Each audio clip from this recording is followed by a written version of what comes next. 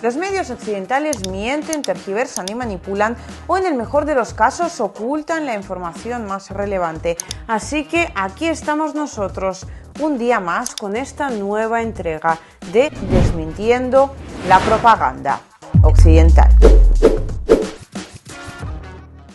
Sí, efectivamente habéis leído muy bien el titular. Ucrania básicamente se está suicidando y no lo hace sola, sino que consigo arrastra también a todo Occidente, que a todo esto ya está viviendo algunas de las circunstancias de lo que podríamos denominar como el ataque ucraniano o la incursión ucraniana a la región rusa de Kursk, de la cual actualmente las fuerzas de la Federación de Rusia están echando poco a poco a los militares ucranianos, y las consecuencias para Ucrania son absolutamente trágicas, así como, repito, también lo son y quizás lo sean bastante más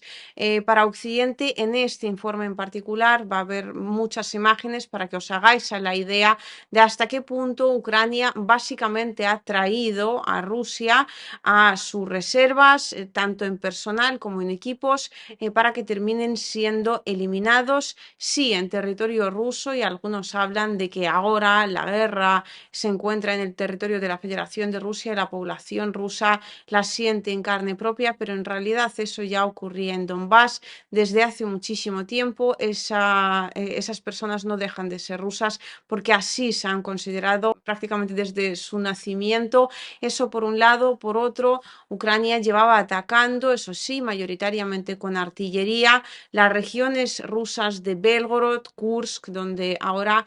precisamente no está teniendo lugar esa incursión en Belgorod, y estas son las primeras imágenes. Han intentado entrar también algunos grupos ucranianos, lo cual no es que haya terminado demasiado bien para ellos. De momento no consiguen atravesar la frontera ni tampoco hacer nada ni medio parecido a lo que sí han conseguido en la región de Kursk. Sin embargo, en Kursk, por un lado, han puesto en un brete a toda la Unión Europea, de la cual, cosa curiosa, los que van a sufrir principalmente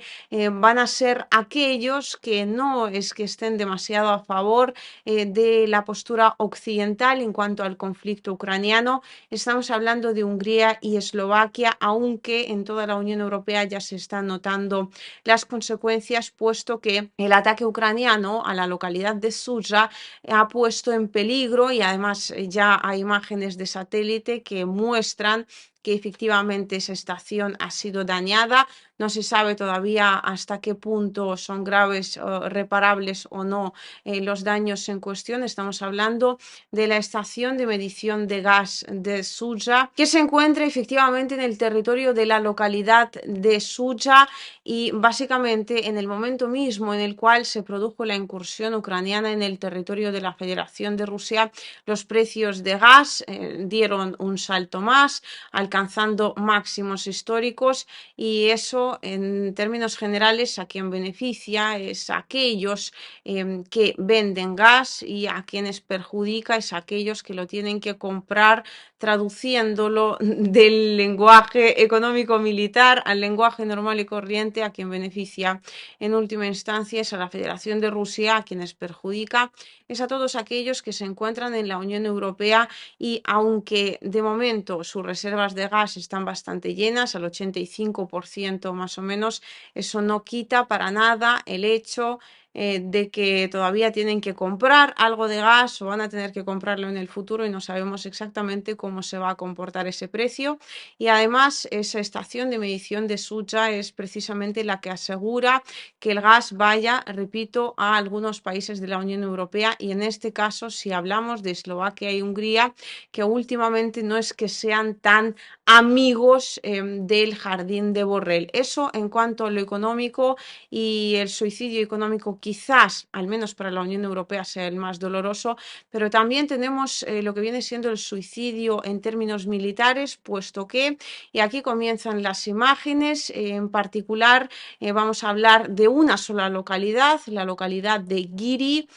donde solo en un solo día han sido destruidos 7 BTRs, transporte blindado, uno de los cuales se ha quedado con la Federación de Rusia y con su ejército en forma de trofeo, así como también otro transporte blindado M113, una camioneta y hasta 50 personas del ejército ucraniano. Y esto solo es un reporte, ya ni siquiera de una única localidad, sino que es el reporte de la localidad de Giri, de un grupo de fuerzas especiales ruso en particular. Es decir, desconocemos los datos, todavía no los han hecho públicos, de los cuales disponen otras unidades de la Federación de Rusia. Las imágenes que estáis viendo en pantalla hablan por sí solas. Esto es absolutamente inédito. Se calcula que Ucrania, en lo que va de su extraña barra suicida incursión en la región de Kursk, ya ha perdido cientos de carros blindados. Bueno, en general,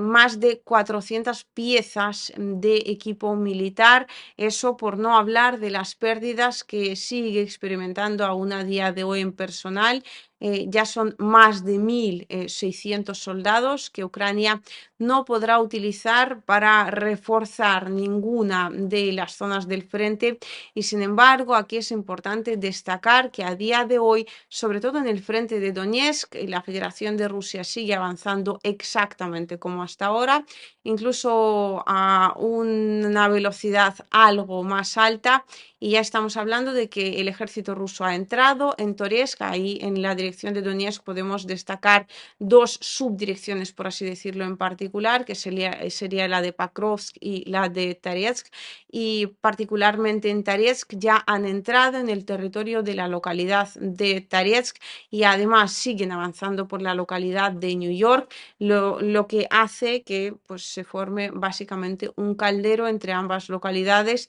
donde muy probablemente terminen también cayendo otros tantos soldados del ejército ucraniano. Y claro, si al inicio, ¿no? Pues con este revuelo mediático pudiera parecer que Ucrania lo que estaba llevando a cabo era una operación absolutamente exitosa que pondría en un brete a la Federación de Rusia, ahora tenemos que tener muy claros dos puntos, yo diría los más importantes, ¿no? De toda esta extraña operación que, repito, más bien parece un suicidio, por muy mediático que sea y por muchos titulares que lo acompañen. En primer lugar, y lo comentamos ayer, Vladimir Putin ya ha aclarado que no va a haber negociaciones con Ucrania y que cada vez que Ucrania sigue tratando de avanzar en el territorio ruso, dentro del territorio ruso, las negociaciones en cuestión se alejan aún más o se imposibilitan aún más, como se quiera ver este asunto. Eso por un lado. Por otro, hay otro punto absolutamente clave de todo esto. Occidente ya tiene su parte de pérdidas, principalmente económicas. Ucrania tiene las suyas, principalmente militares, en equipo y personal. Pero la Federación de Rusia, por muchos pasos que haya dado como de venganza, ¿no? Por ese ataque de Ucrania contra su región histórica, estamos hablando de la región de Kursk, realmente no ha respondido todavía. Y cuando digo que no ha respondido todavía, me refiero al hecho de que Rusia sigue acumulando reservas. Sigue acumulando reservas además en varias direcciones del frente, una de las cuales, por ejemplo, es la dirección de Zaporozhye, dirección por la cual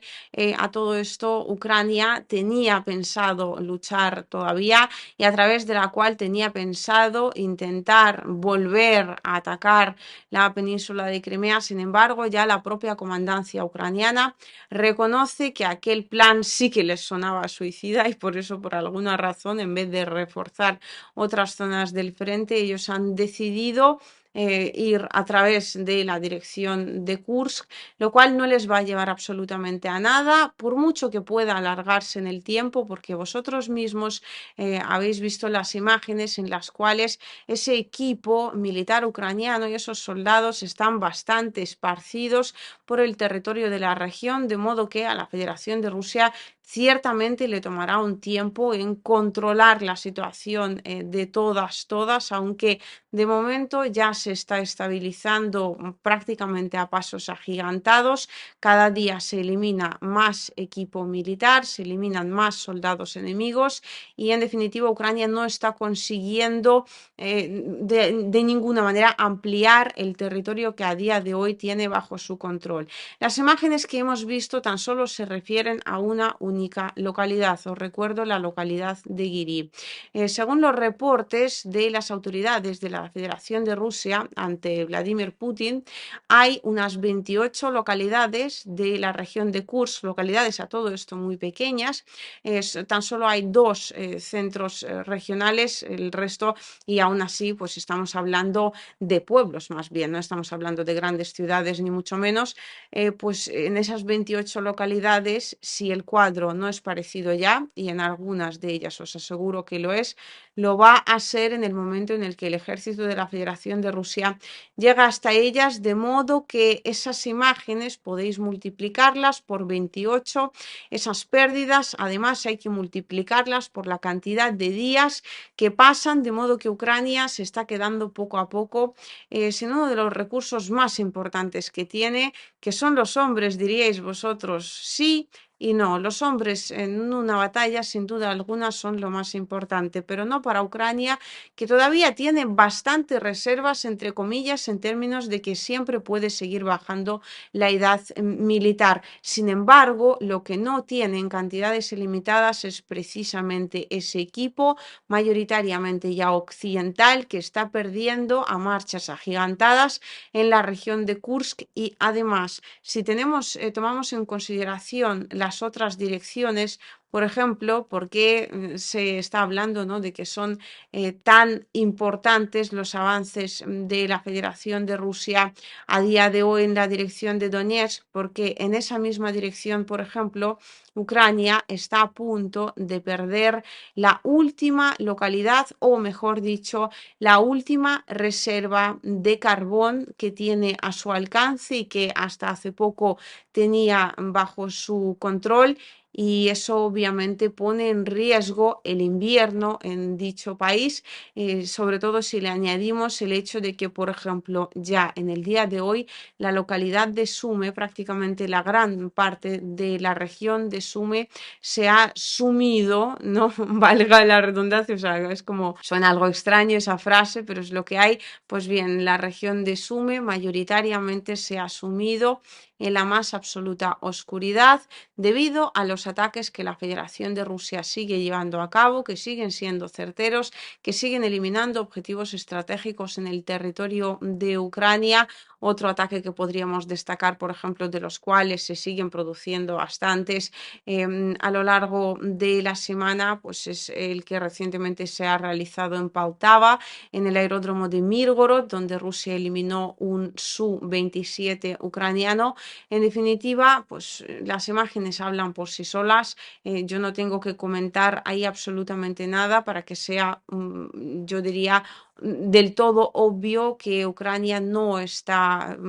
que se dice de forma suave, en una posición precisamente ventajosa. Y a esto hay que añadirle el hecho más relevante de toda esta historia, que Rusia aún no ha respondido. Está respondiendo de a poco, si lo podemos denominar pequeñas venganzas o respuestas en formato mini, pero esas reservas, tanto en la región de Zaporozhye como en la región de Donetsk, como en la región de Kharkov, Rusia las sigue acumulando y no las ha movido prácticamente por completo, o sea, las ha dejado exactamente donde estaban, ni un mínimo hacia la región de Kursk, de modo que en el momento en el que el ataque ucraniano esté controlado, todavía quedará esperar que haya o que no un ataque de la Federación de Rusia. Aquí la situación es más o menos parecida, ¿no?, a la de Irán, que aún tiene que responderle a Israel, ha dicho que lo hará en sus términos y cuando considere.